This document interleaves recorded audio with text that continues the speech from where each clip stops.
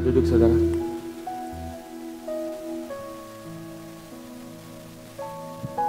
Saudara, kita ini hari-hari ini sedang mempersiapkan diri kita ya, karena kita berpuasa untuk menyiapkan acara nanti tanggal 19, saudara.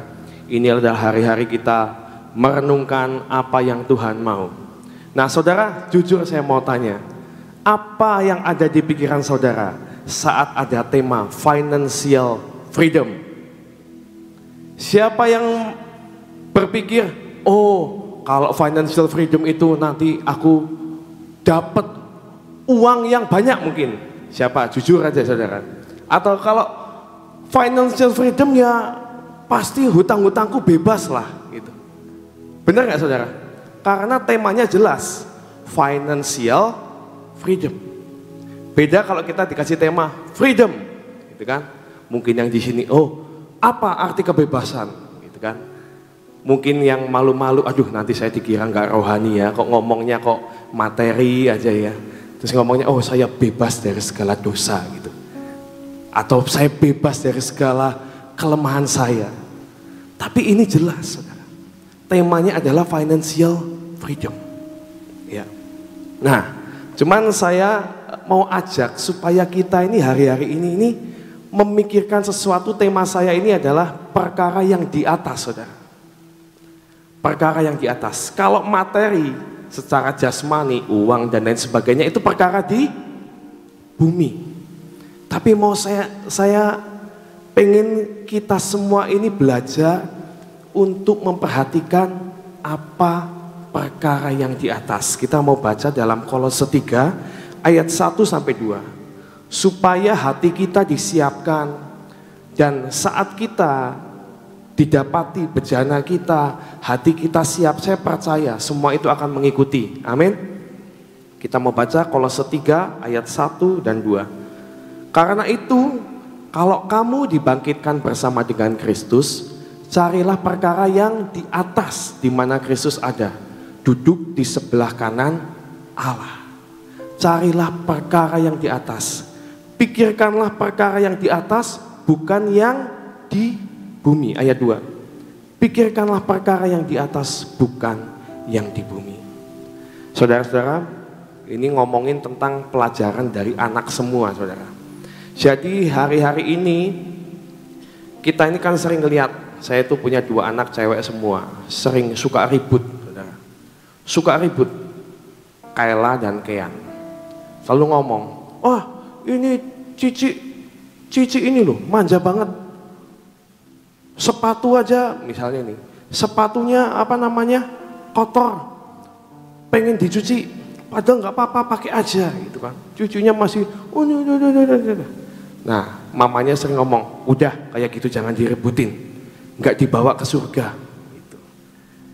Kekean juga seperti itu. Saat Kean, aduh ma aku pengen dibeliin ini di Tokopedia saya lihat, waduh anak saya yang Kean itu kalau pengen sesuatu dia cari sendiri. Mah, papa janji ya, papa janji dulu ya, mau beliin Kean.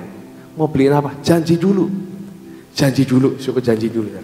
Akhirnya ditunjukin, nih loh, nanti Kean mau ini, tolong beliin ya kalau Kean ulang tahun. Saudara, tapi seringkali dia ngomong, pengennya ini, nunggu kamu ulang tahun, nggak mau, pengennya sekarang. Nanti mamanya ngomong lagi, Kean, itu nggak dibawa ke surga.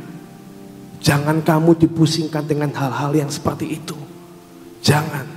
Nah saudara, udah saudara, itu tertanam. Kayak tadi kan, Kean tuh suka ngikutin omongan mamanya, ditiru persis. Saat mamanya sibuk, dia datang, ditiru. Ngomongnya, Kean nanti dulu, mamanya lagi sibuk, nanti ya ngobrolnya ya. Sama saudara. Saat kita, saya dan Sofi, kadang sama omanya, lagi ribut-ribut, waduh saya lagi lihat kan YouTube kan, suka nonton aja, saya tuh kan seneng otomotif lah dan lain sebagainya. Lihat ada mobil baru apa misalnya ya kan, ada pameran gitu ya, cuman lihat. Terus tiba-tiba saya lagi duduk di sofa, dia duduk dan samperin saya, papa matiin pak, itu nggak dibawa ke surga, udah percuma, tutup aja. Saudara, aduh nemplak saudara. Ini tema ini juga diinspirasi oleh anak saya. Pikirkan perkara yang di atas, yang dibawa ke surga, saudara. Next slide. Kita mau baca dalam Matius 6 ayat 32 dan 33. Matius 6 ayat 32 dan 33. Semua itu dicari bangsa-bangsa yang tidak mengenal Allah. Akan tetapi Bapamu yang di surga tahu bahwa kamu memerlukan semuanya itu. Next. Tetapi carilah dahulu kerajaan Allah dan kebenarannya, maka semuanya itu akan ditambahkan kepadamu. Saudara, ayat 32 dikatakan, semua itu dicari bangsa-bangsa yang tidak mengenal Allah. Apa sih saudara yang dicari oleh bangsa-bangsa itu? Yang dicari di dunia oleh orang dunia itu apa? Apa? Uang, harta, dicari. Ini firman loh saudara, bukan saya yang ngomong. Ini firman yang ngomong. Bangsa-bangsa nyari apa? Nyari emas lah, mungkin nyari apa. Itu Tuhanmu itu tahu. Tapi Bapamu yang di surga tahu bahwa siapa yang perlu? Kamu. Katakan, saya perlu. Tapi saya mau tanya dulu, perlu nggak saudara? Katanya pikirkan perkara yang di atas aja. Perlu nggak saudara? Tuhan yang ngomong. Bapamu tahu kamu memerlukan itu. Jadi ini masuk perkara yang di atas ya, karena Bapak tahu. Ya. Tapi kuncinya, tadi kan Lucky ngomong, pintu itu bisa dibuka kalau ada kuncinya. Ayat 33 ini kuncinya. Tetapi carilah dahulu kerajaan Allah dan kebenarannya, maka semuanya akan ditambahkan kepadamu. Saudara, kuncinya adalah carilah dahulu kerajaan Allah dan kebenarannya, maka semuanya akan ditambahkan kepadamu. Apa yang akan ditambahkan? Yang dicari bangsa-bangsa itu loh saudara. Hikmat, pengetahuan, kekayaan, kemakmuran, semuanya, kepandaian akan diberikan kepadamu saat kita mencari dahulu atau mendahulukan kerajaan Allah ini, saudara. Nah, saya ini kan jadi bingung, saudara. Kuncinya kerajaan Allah. Apa sih kerajaan Allah itu? Oh, kerajaan Allah ya, itu di surga. Kerajaan Allah itu apa ya? Tempat Allah berdiam. Saya ini coba cari. Jadi yang dimaksud apa? Kalau itu kuncinya, berarti kan kita harus tahu kerajaan Allah itu apa. Nah, saudara, saat saya baca, saya cari hal-hal tentang kerajaan Allah. Itu di Alkitab dikatakan dalam Matius 13. Itu isinya semuanya perumpamaan, saudara. Saudara pasti pernah baca kan perumpamaan tentang penabur. Hal kerajaan surga diumpamakan sebagai ini. Perumpamaan tentang penabur. Ada yang tentang ladang di antara gandum. Hal kerajaan surga seperti biji sesawi dan ragi. Hal kerajaan surga seperti harta yang terpendam. Kok semuanya pakai perumpamaan? Nah, tapi dalam Matius 13, ini murid-muridnya tanya. Murid-muridnya tanya, maksudnya ini apa sih? Bentar ya saudara ya, saya lihat catatan saya ya.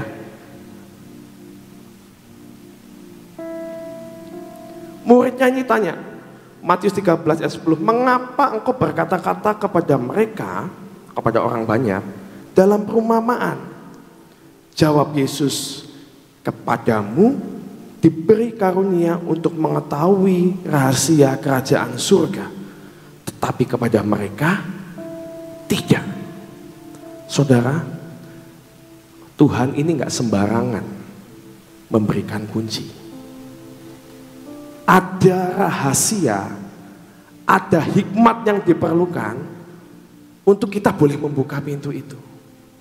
Lewat perumpamaan ini, bahkan muridnya, maksudmu apa sih Tuhan? Aku nggak ngerti, kamu lagi ngomong apa sih? Hal kerajaan surga apa hubungannya dengan seorang penabur, dengan Tuhan yang akan meninggalkan hamba-hambanya dengan memberi talenta? Maksudnya apa?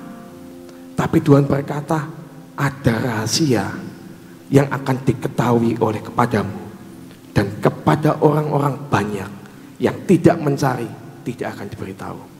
Jadi ada rahasia. Balik lagi ke slide nomor 2. Matius 13 ayat 11 dan 12.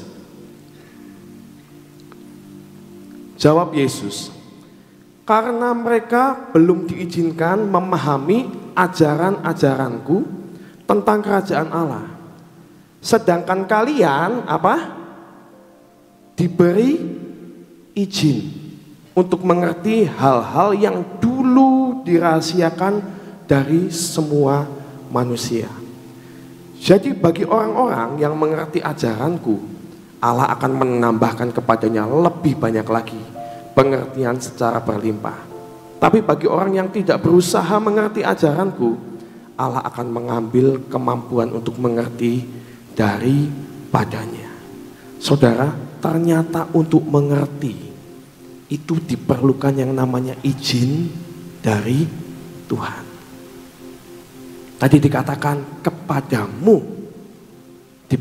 diberitahukan rahasia kerajaan surga.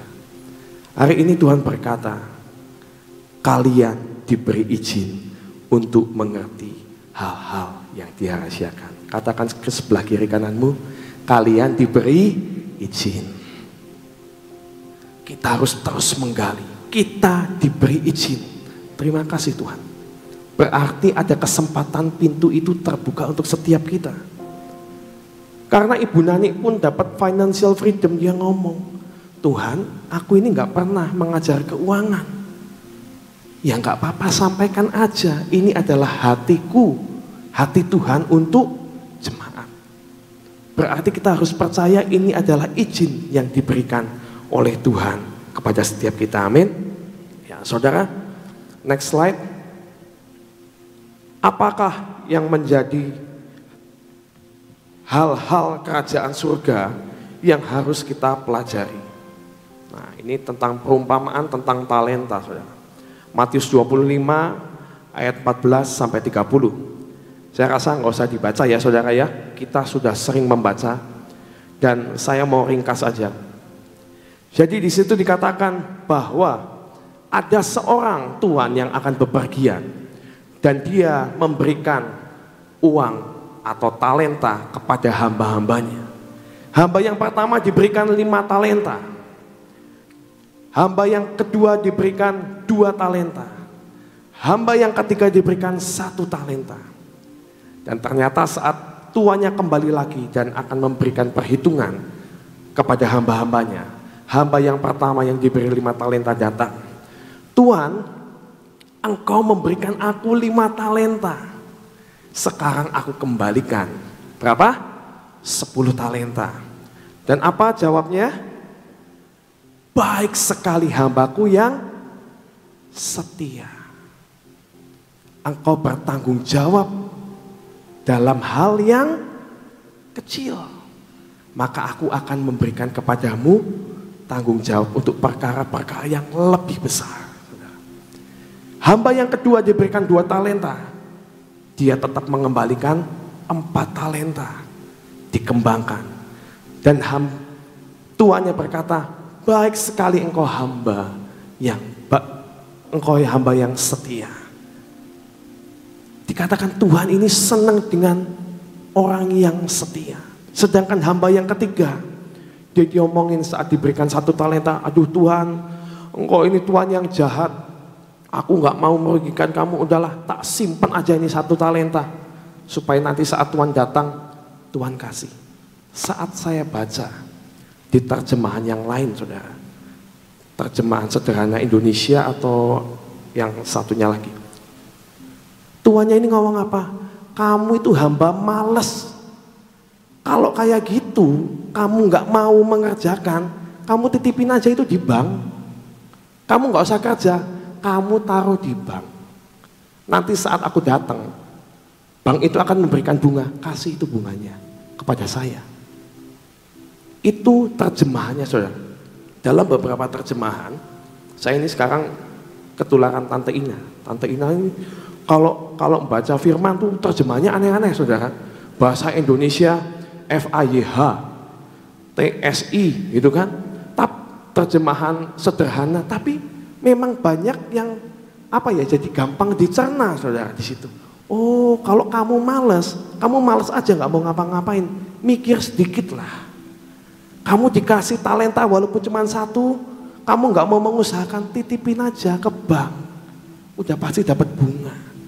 Tuhan kan nggak nyuruh, tuannya nggak nyuruh kan.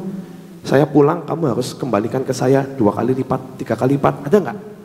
Nggak ada. Ini masalah apa?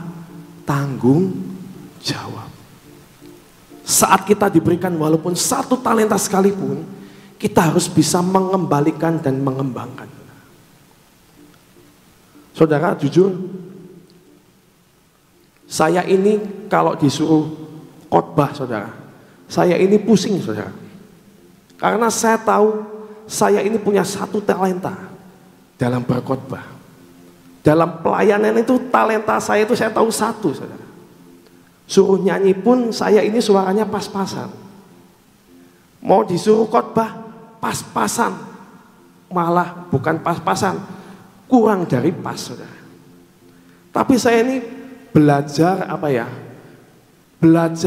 aku ini sudah dikasih kesempatan. Saya tahu, selalu saya ngomong, Tuhan, aku nggak bisa loh Tuhan. Tolong ajari aku. Saya nggak bisa khotbah kayak Sofi, Lucky, dikasih tema, wah bisa langsung keluar tuh, saudara, perumpamaan ayatnya.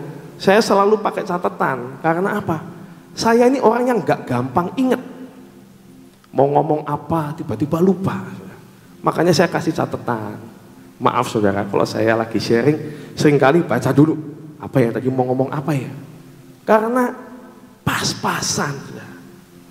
Tapi saya belajar berusaha untuk menggali, nggak mau dikubur talenta itu, tapi berusaha belajar, dikembangkan. Mungkin di antara kita banyak yang ngerasa, aduh aku nggak bisa. Misalnya nih disuruh pelayanan, kamu nanti pelayanan ya, besuknya orang sakit. Misalnya Ibu Ina atau Ibu Guatlan nyuruh, doain orang sakit ya. Waduh, nggak bisa, saya doa makan aja gemetar-gemetar, nggak bisa saya doain orang sakit. Nah, itu namanya kalian sedang mengubur talenta. Percayalah, setiap kita dikasih talenta. Mau 1, mau 2, mau 3, mau 5, itu bukan urusan, saudara. Aku nggak bisa sebaik dia. Yang nyuruh sebaik dia siapa? Tuhan cuma ngomong, kamu sudah saya kasih talenta. Nanti saatnya kita kembali ke rumah Bapa. Tuhan tanya, mana talenta yang aku berikan? Mau kembangkan seperti apa? Saya mau ajak setiap kita hari-hari ini yang merasa mungkin punya 1 talenta itu, mari jangan kubur talentamu, tapi belajar setia dan bertanggung jawab. Saudara, kemarin waktu Pastor Dabas Santom Dada di sini, dia memberikan nubuatan tentang tempat ini, dan dia berkata tempat ini akan dipakai Tuhan luar biasa. Siapkan dirimu, siapkan pendoa-pendoa, siapkan pendoa-pendoa. Siapkan pendoa syafaat. Saudara, di sini siapa yang nggak bisa berdoa? Coba angkat tangan. Yang nggak pernah berdoa sekali aja seumur hidup, ada?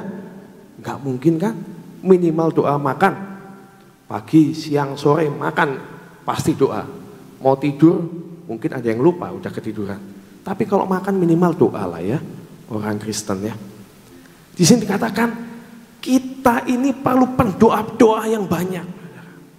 Mau nggak saudara dari pendoa untuk tempat ini, untuk kota ini? Karena apa?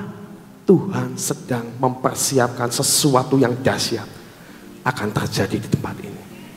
Amin. Koheri waktu kemarin sharing di tempat ini. Saudara siap nggak kalau didatengin orang yang serem-serem misalnya ya? Orang yang misalnya tidak sesuai dengan gambaran kita yang, wah orang ini kayaknya nggak cocok deh di gereja deh. Ini cocoknya adanya di nightclub misalnya, atau cocoknya ini di manalah. Saudara, kita harus siapkan diri kita. Talentamu apa? Tanya sama Tuhan. Oh, aku bisanya nyapa orang. Jadilah Asyir, belajar nyapa orang setiap hari. Belajar senyum setiap hari. Bangun tidur, ngaca, senyum. Ya, nanti ketemu orang, senyum. Gak gampang loh saudara. Coba seharian senyum saudara. Ketemu sama anjing saudara, senyum. Ketemu sama kucing, senyum. Belajar senyum itu gak gampang. Karena ada orang yang disenyumin tetap cool saudara. Jemaat bisa datang lagi, banyak pikiran. Datang. Shalom. Shalom.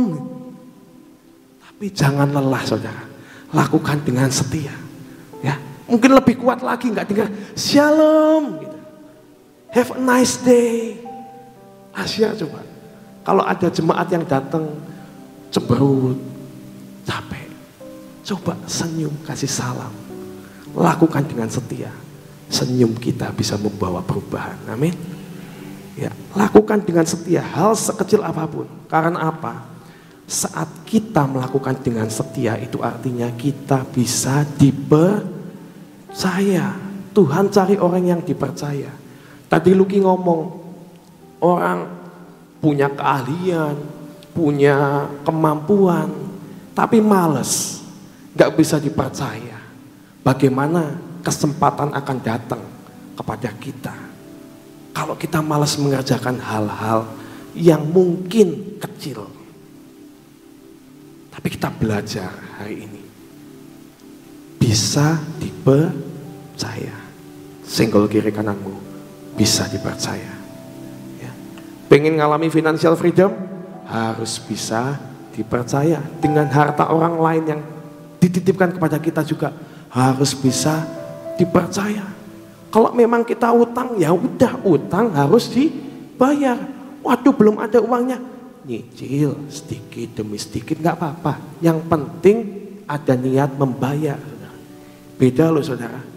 Orang itu ya, kalau kita diutangin orang, terus orangnya cuma diem, yang sama ngomong, maaf ya, saya ini belum bisa bayar. Ini lagi perputarannya lagi berat. Tapi kalau ada uang tak bayar. Benar saudara, kalau pas lagi ada uang tak cicil ya walaupun sekian. Itu beda saudara. Orang yang ngutangin itu walaupun kesel tapi oh ini orang bisa dipercaya. Next time kita perlu pasti akan ada bantuan. Amin saudara. Ya. Yang kedua, jadi pengelola yang bertanggung jawab. Ya.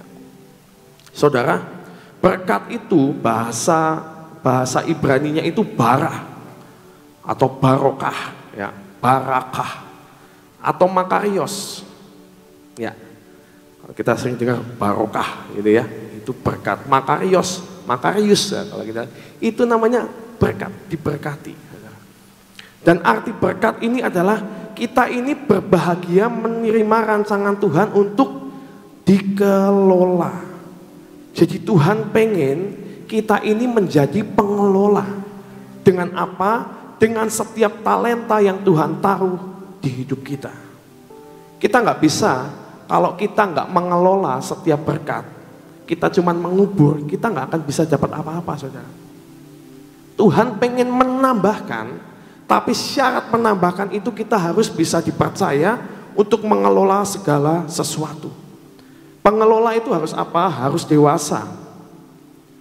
Kita harus dewasa rohani kita supaya kita ini mempunyai hikmat. Nah, saudara, kita ini diberikan janji Tuhan yang dahsyat, financial freedom. Tapi jangan lupa, saudara, kalau kita tidak menyiapkan hati dan karakter kita, ini bisa menjadi mesin pembunuh, saudara. Ada orang yang berkata, kalau engkau pengen lihat karakter dari seseorang, ya, jangan saat dia tidak punya apa-apa.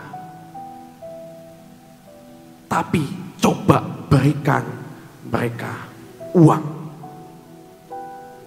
kamu akan tahu karakter sebenar-benarnya. Saudara, karena apa?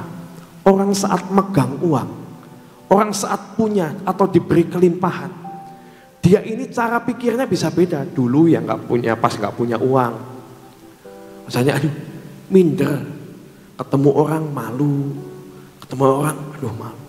Tapi begitu megang uang, sombongnya ampun.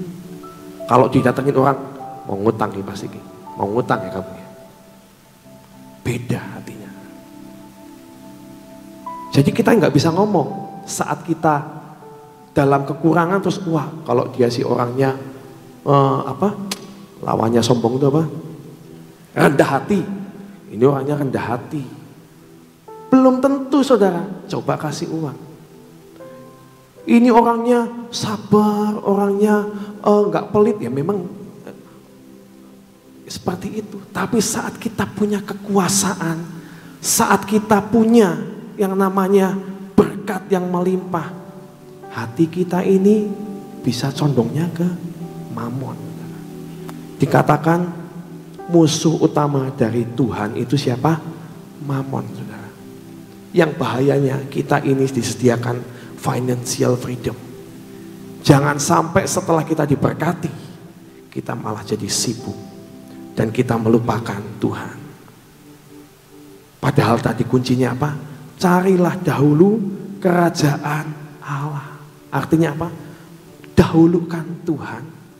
Bukannya dahulukan Tuhan terus pelayanan, terus gak kerja-kerja.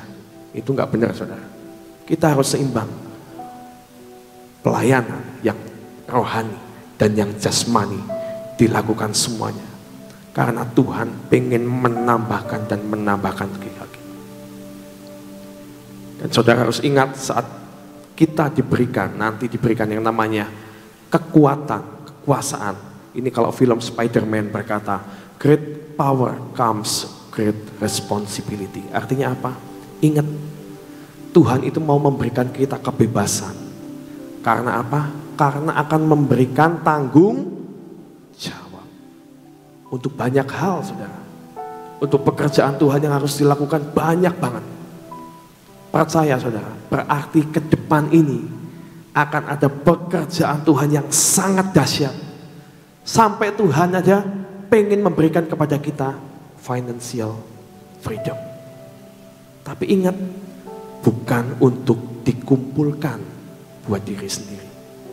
Tapi kita harus mengelola, kita harus jadi bendahara yang baik. Ya.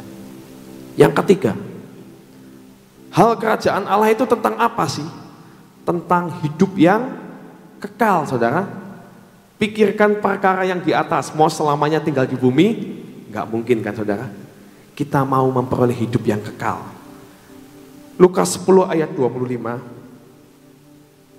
dikatakan, pada suatu kali berdirilah seorang ahli Taurat untuk mencoba Yesus, katanya, Guru, apa yang harus kuperbuat untuk memperoleh hidup yang kekal? Jawab Yesus kepadanya, apa yang tertulis dalam hukum Taurat? Apa yang kau baca di sana? Jawab orang itu, kasihilah Tuhan Allahmu dengan segenap hatimu, dan dengan segenap jiwamu, dan dengan segenap kekuatanmu, dan dengan segenap akal budimu, dan kasihilah sesamamu manusia seperti dirimu sendiri. Next. Kata Yesus kepadanya, jawaban itu benar, perbuatlah demikian, maka engkau akan hidup. Saudara, dikatakan kalau kita pengen memperoleh hidup yang kekal, yang harus dilakukan adalah love God, love people. Kasihlah Tuhan Allahmu dan kasihilah sesamamu. Kita harus punya dan minta hati yang mengasihi, saudara.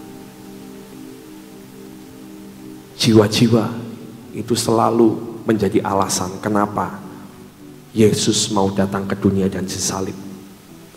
Untuk apa? Untuk menebus setiap kita, untuk jiwa-jiwa. Ini adalah idenya Tuhan, saudara. Dan biar kita hari-hari ini, mulai ini, kita yang cuek sama jiwa-jiwa, ayo belajar hari ini. Tuhan, aku minta hati buat jiwa-jiwa. Aku minta Kau siapkan hatiku hari-hari ini, di masa-masa puasa ini, melepaskan setiap hak, melepaskan kedaginganku, dan mempunyai kasih buat jiwa-jiwa. Karena tanpa kasih itu, saudara, kita akan cenderung mengumpulkan untuk diri kita sendiri. Yang terakhir, saudara, karena waktu, kebenaran Allah.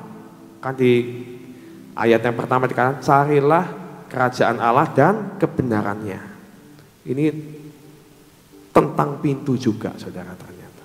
Matius 7 ayat 13. Masuklah melalui pintu yang sesak itu, karena lebarlah pintu dan luaslah jalan yang menuju kepada kebinasaan, dan banyak orang yang masuk melaluinya. Saudara, melakukan kebenaran itu kadang gak enak, saudara. Ya, Pak Ridwan minggu kemarin datang ke sini, dia selalu khotbahnya itu intinya itu sama, saudara. Pembentukan karakter, melakukan firman, artinya apa?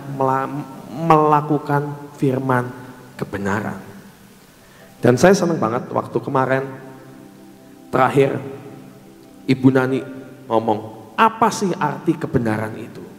Apa keuntungannya melakukan kebenaran? Karena nggak banyak orang yang suka melakukan kebenaran. Kalau kita melakukan apa yang dunia suka, misalnya ditampar pipi kiri, wah tampar pipi kanan dong, tapi dibalas, maksudnya balas, saudara. Tampar pipi kiri, balas. Berarti apa bedanya kita dengan dunia?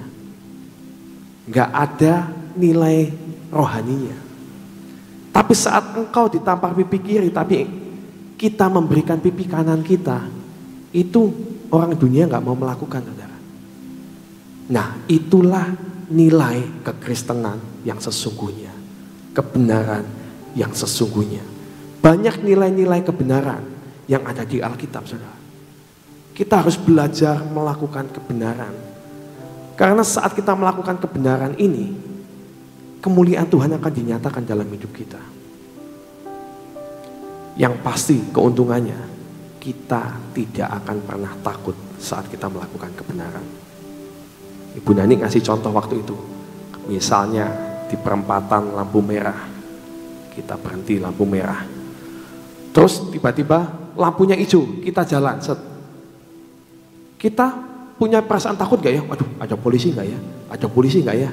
Takut gak kira-kira? Enggak, saudara. Karena kita gak ngelanggar. Misalnya ada tulisan belok kiri jalan terus, gitu kan? Walaupun desain lampu merah, kalau ada belok kiri jalan terus, kita boleh dong jalan ke kiri. Saat kita berjalan itu deg-degan gak? Waduh, ada polisi gak ya? Jangan-jangan dari balik pohon ada polisi nongol. Kita nggak akan takut, saudara. Tapi kalau kita melakukan bukan kebenaran, melanggar lampu merah misalnya, saudara, kita pasti ada rasa tidak tenang, khawatir, takut. Ada kerugian yang ada di depan kita. Nah, saudara, kita belajar masuk melalui pintu yang sesak itu, Tuhan. Karena lebarlah pintu dan luas jalan yang menuju kebinasaan, dan banyak orang yang melaluinya. Hari-hari ini belajar jadi pelaku firman. Saat kita melakukan semuanya dengan setia, mengelola semua yang Tuhan percayakan di hidup kita, kita punya tanggung jawab dan kita melakukan jadi pelaku-pelaku firman. Saya percaya firman yang berkata Tuhan mengizinkan kita untuk mengetahui rahasia ini, untuk kita boleh menerima kemuliaan yang Tuhan sediakan. Amin, saudara. Kita akan nyanyikan sebuah lagu. Biar kita minta Tuhan lekatkan hatiku. Buat aku tetap memilih-Mu, Tuhan. Buat kami tetap memilih-Mu, Tuhan. Jangan biarkan kami berpaling dari-Mu. Kami hanya mau memilih Engkau lebih dari segalanya. Kami mau, Tuhan, mencari kebenaran, mencari hal-hal yang di atas, perkara yang di atas. Ampuni setiap kami kalau hari-hari ini kami masih memusingkan apa yang di bawah. Persoalan kami, pergumulan kami, Engkau tahu Tuhan. Tapi biar hari ini Tuhan, kami mau tanggalkan, kami mau lepaskan setiap hak. Dan kami mau menjadi seperti yang Kau mau Tuhan. Yesus Tuhan. Jangan biarkan aku berpaling, tetapkan hatiku, ku selalu memilihmu. Biar ku melihat Engkau bersuka saat Kau datang. Kami setia sampai garis akhir. Jangan biarkan aku berpaling, tetapkan hatiku, ku selalu memilihmu. Biar ku melihat Engkau bersuka saat Kau datang. Kami setia sampai garis akhir. Dengan irama cinta, mari sedang semuanya bangkit berdiri. Kita mau nyanyikan dengan iman, ketaatan, hikmat, menjadi sahabat-Mu Tuhan, jadi kekasih-Mu. Kami yang Kau ingini, kami yang Kau cintai, kami memikat hati Raja kami.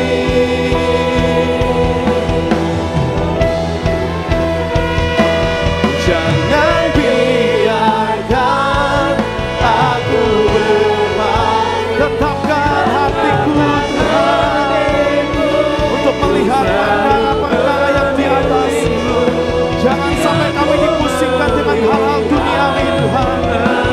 Buat kami tetap memilih-Mu, tetap memilih-Mu sampai akhir. Kami setia sampai garis akhir. Jangan biarkan aku